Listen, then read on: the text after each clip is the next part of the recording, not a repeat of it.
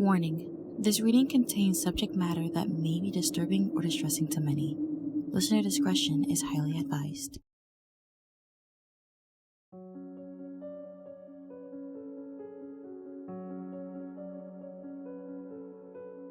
Rainbow Dash saw it happen. The Ursa Major rampaged towards Ponyville, trees crashed in its wake.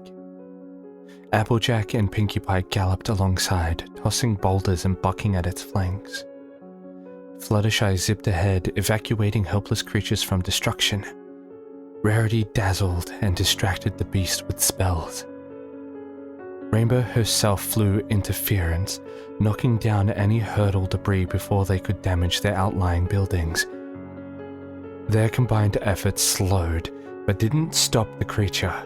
She wondered when help would arrive. She barely deflected a spinning tree branch. Then she heard the pop of teleportation magic behind her in the sky. Momentarily distracted, she glanced over her shoulder away from the battle.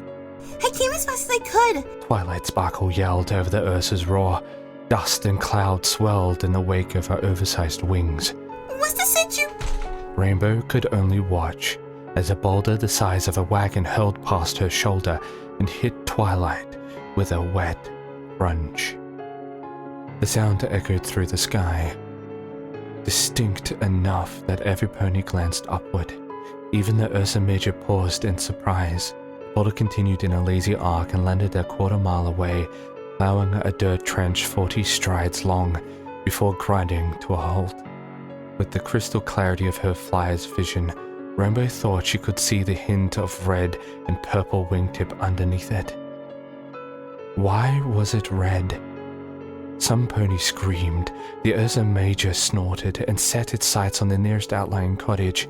Twilight! Rainbow pumped her wings towards the ground. At the edge of a rapidly tunneling vision, she saw her other friends racing towards the crash site. But she was the fastest. She slammed into the dirt and skidded to a halt.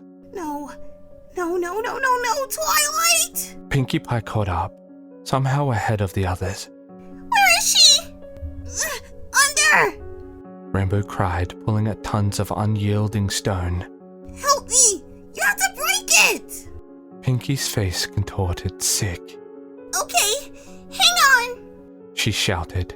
She ran a hoof down a seam in the rock, tapped it twice, reared back in a martial arts striking pose, and lavender magic suffused the stone, and Pinkie and Rainbow stumbled away in surprise. Dirt and gravel shifted, the stone shuddered, then it levitated upwards. Beneath, Twilight stood on her own 4 hooves, surrounded by a glowing magical shield. Not very nice! She strained. Then she flicked her horn, and the boulder zipped back into the sky with an almost comical thump. It bounced off the Ursa Major's jaw and shattered. The Leviathan magical bear grunted and sat back on its haunches, stunned. Fluttershy! Twilight shouted. Now's your chance!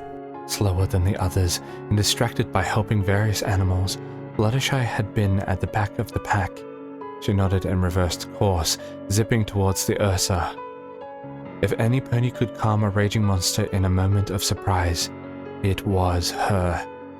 But Rainbow paid no heed. She just stood, jaw agape, as the rest of her friends galloped out of the trees and into the divot left by the boulder.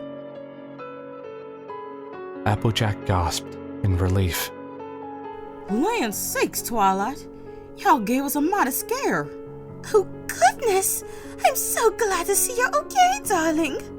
Rarity said, trying desperately to catch her breath without looking like she'd been in a blind panic just seconds before. We thought you'd... Well, I don't even want to say it. Me too. Twilight replied sheepishly. Luckily, I got my shield spell up just in time. Otherwise, it could have been a lot worse. I'll say. Pinkie agreed. She examined part of the boulder, sheared away on impact. Solid granite! I would have had to break it off in chunks to get you out. In the distance, The Ursa Major roared defeatedly and trudged towards the Everfree forest under Fluttershy's withering glare. Twilight breathed a sigh of relief. Well, looks like that problem's been solved. Now I've got to deal with all the paperwork that comes with damage to a nature preserve. Reassure the mayor and town's ponies that they're safe, and the princesses care about them. Not to mention... Her voice trailed off as she trotted towards the village. Pinkie, Applejack, Fluttershy, and Rarity followed.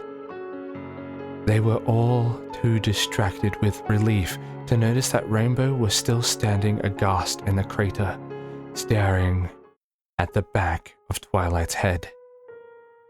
Rainbow hadn't imagined it. She kept playing the scene over and over again in her head, feeling the wake of the boulder past her feathers, seeing it crash into Twilight's face, hearing the sound of stone against flesh, like stomping on a bundle of soggy celery. She hadn't seen even the slightest hint of magic, not a single glimmer of the shield or levitation spells Twilight conjured so many times before, and yet... Look, I'm not saying you imagine it, Rainbow. Pinkie Pie said, zipping across the kitchen. A cloud of displaced flour whirled in the air behind her. But even alicorns don't take a bullet to the face and trot away unharmed unless magic is involved. Her tail twitched spastically. I know what I saw. Rainbow said, It was clear as day. It happened right in front of my face. She sighed and rubbed her eyes. I can't stop seeing it. Over and over. Hearing it. Crunch. She started. But it wasn't just Pinkie cracking 3 eggs into the mixing bowl. At the same time, somehow. Have you talked to Twilight about it? No. She just say, well, Rainbow Dash, logically, since I'm standing here, then I obviously got my shield up in time. Something, quad arrows, ergo, yada, yada, yada, yada, yada. And it'll all make perfect sense. Well, she is pretty good at making those logical points. Pinkie said. She mixed thoroughly for a moment, then put the bowl down. On the other hoof? She smoothly turned and caught her jar falling from the top shelf before it could shatter on the floor. What's the harm in asking? Even Twilight will admit there's no explanation for some things. Maybe it's like some subconscious alicorn defense mechanism or something. I suppose so. Rainbow pushed around the half-eaten cupcake in front of her. Out of obligation more than desire, she finished it off. But even Pinkie Pie's divine baking goods couldn't lift the gnawing pit in her stomach. Rainbow Dash spent the next several days directly observing Twilight Sparkle. It wasn't hard, really. They were friends after all. If Twilight ever spotted her, Rainbow would wave and smile. Sometimes she'd pretend to be on an errand in the opposite direction. Sometimes she'd trot over and have a friendly chat. But her efforts were in vain.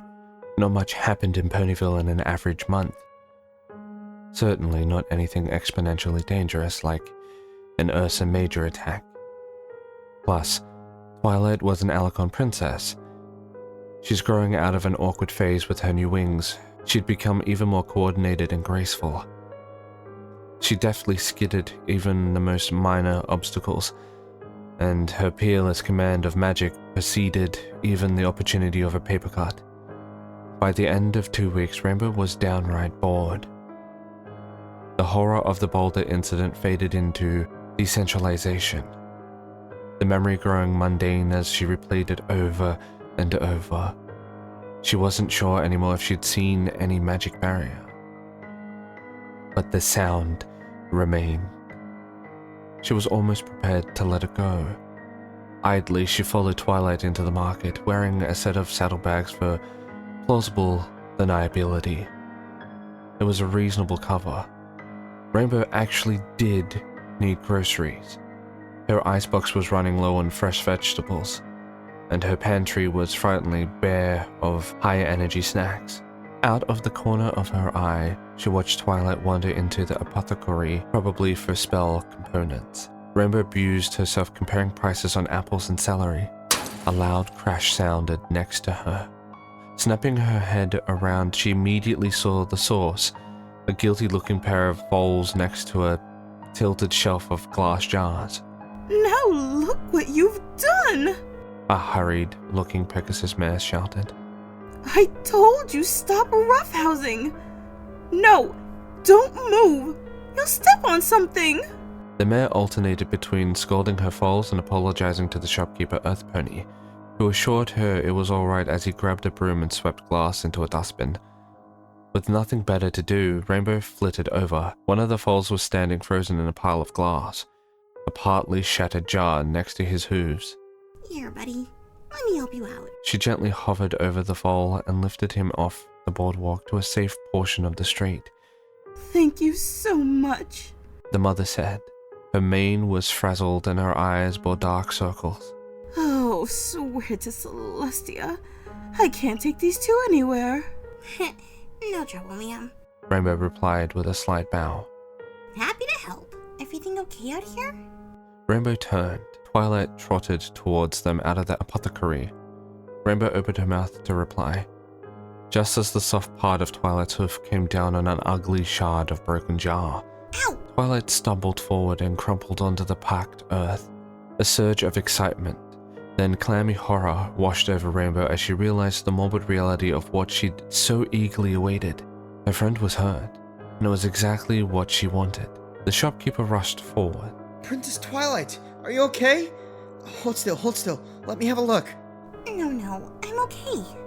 Twilight said. She pushed him away and stood, then shook out a leg and turned her hoof upward. See? They never break skin.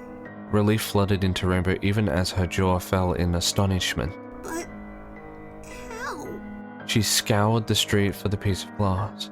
I saw it at the last second and pulled my hoof up. Twilight said. The magic flashed and the jagged shard levitated in front of her. Barely pricked me. Thank goodness. That could have been bad. Just glad you're okay, Princess. The shopkeeper said, holding out his dustpan. Had enough accidents already. Hopefully no more. Twilight replied as she deposited the shard. She turned to Rainbow. Well, that's enough excitement for one day, I think. I still have an hour before I meet the town council. Wanna get lunch? Rainbow shook her head, still reeling. No. I got a weather thing. Rain check? Twilight tilted her head. Her smile faded ever so slightly. Oh. Okay. No problem. Catch you around. She trotted away without looking back. Rainbow's eyes followed her all the way down the street. This is such a bad idea. Rainbow hunkered in the bushes across from the Golden Oak Library as the sun dipped below the horizon. Some ponies were already in bed, but she knew Twilight's better nature would keep her at the town council for hours until each mundane issue was resolved. That thought panged her. Did she know Twilight? Did any of them? The more she thought about it, Rainbow realized she couldn't even remember the last time Twilight was sick. Maybe invulnerability was a perk of becoming an alicorn. But if so, why hadn't she said anything? Why would she keep a secret like this? Rainbow sighed. She didn't even know where she was out here. Sneaking into Twilight's home certainly wasn't the most productive use of her time. Certainly more effort and more risk than just asking. But she couldn't shake the feeling Twilight was hiding something, and her gut told her that there might be clues inside the library, where Twilight felt safe enough to let her guard down. This is such a bad idea.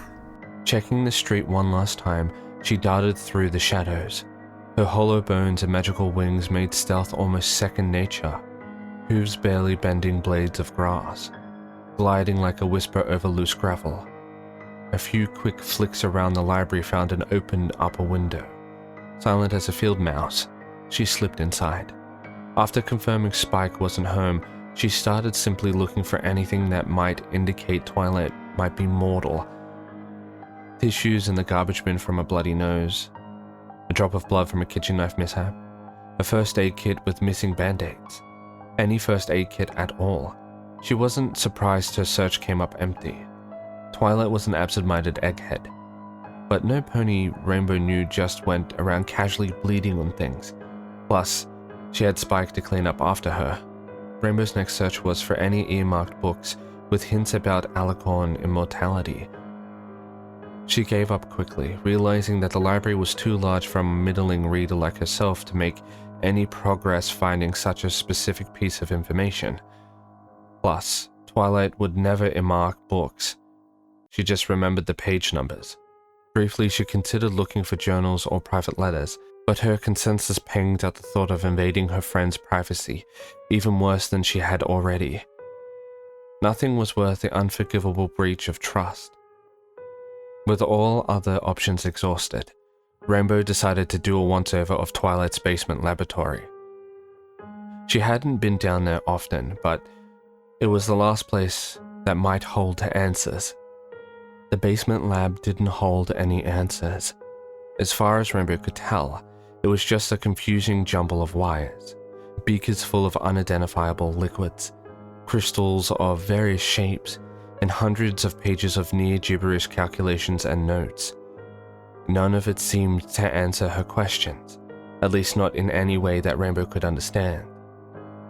She was about to give up when she noticed it, a tiny door off one side of the lab, hidden in shadow and painted with a scary-looking symbol. Biohazard? She muttered. Huh. She stared at the door for a moment, chewing the inside of her cheek. Well, if there's anything to find, it's gonna be in here. She pushed the door, it wasn't locked, and swung open easily into a dark room. It took a moment for the smell to hit her. Rainbow reeled, gagging. She covered her nose, but the air was so thick she could almost taste overflowing latrine and rotting meat. She staggered back to some semblance of fresh air. Her chest heaved, and her stomach churned. Gathering herself, she pressed the wing feathers tight over her mouth and nose. It didn't do much good. She edged closer to the room again, peering into the darkness. There was a shape there, a faint splash of color against the black. She fumbled blindly behind the wall, and her hoof found a switch. A light gleam in the ceiling illuminated, and she gasped despite the stench. The shape in the middle of the room was Twilight Sparkle, stretched out on an inclined table, limbs spread and bound, a clear mask covering her muzzle, fogging with the intimate breaths. Tubes ran from hanging bags of liquids into her elbows. An angled channel under the table, stained with dried refuse and blood, flowed to a drainage well at the back of the room. Rainbow stared in shock for a moment before she found her senses. Twilight? She said tentatively. She stepped forward and looked down at the mess under the table. Fresh blood dripped into a shimmering red puddle and ran down the channel towards the back of the room. Her eyes trailed up to the source of the droplet, Twilight's hoof. Blood oozed from a deep, infectious gash in the soft underflesh. I'm so sorry you had to find out like this. Rainbow screamed and whirled in place, landing in a defensive posture. Twilight Sparkle stood in the doorway. Rainbow's stomach dropped. She looked at the Twilight on the table, and at the Twilight in the doorway, then back again. Her breath came in ragged gasps. What in Tartarus? Twilight stepped into the room.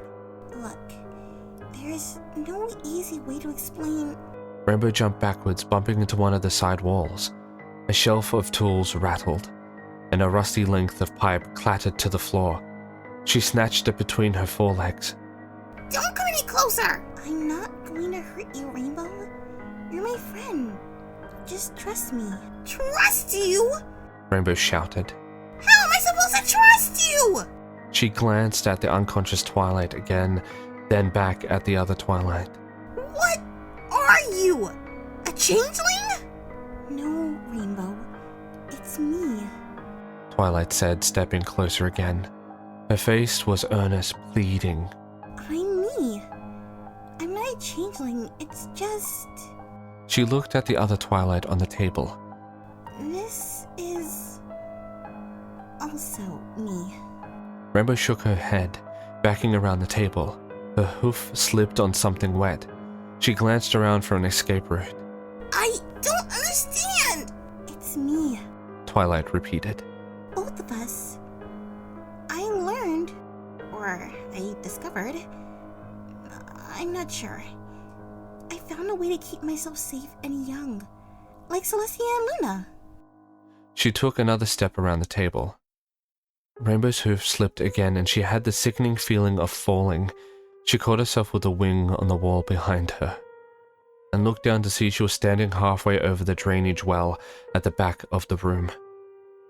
At the bottom, far below, was a tangle of bones, rotted flesh, and lavender fur. When she looked back up, Twilight was directly in front of her. I was going to tell you, Rainbow. Show you. I found a way we can all stay together. We can be friends forever. If you'll just listen. Rainbow swung the length of pipe as hard as she could. It connected squarely with the side of Twilight's skull and sent her staggering across the room.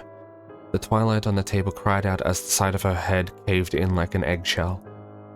Blood sprayed across the wall, and the clear mask went flying.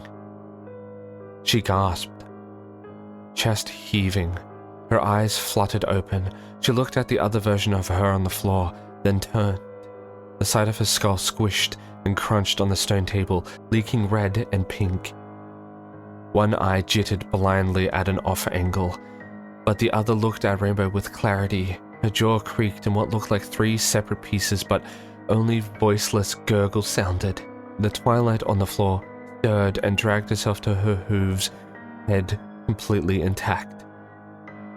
Rainbow Dash glanced between the 2 Twilights. Her whole body was trembling. She looked at the bloody pipe in her hooves, then at the open door across the room.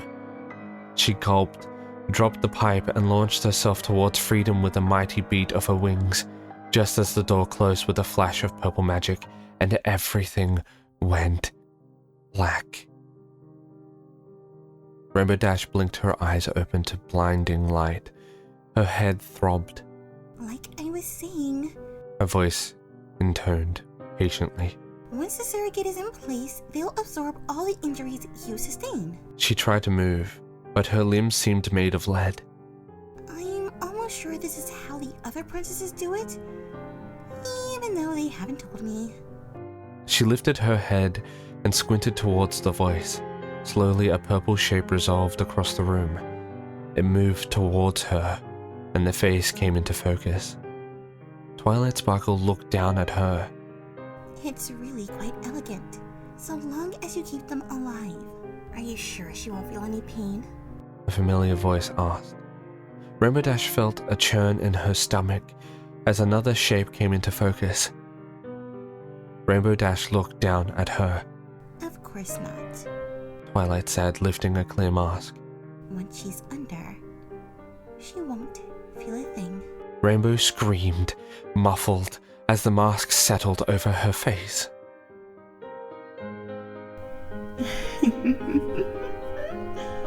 Your fear, it's so delicious. I can't wait to have more of it.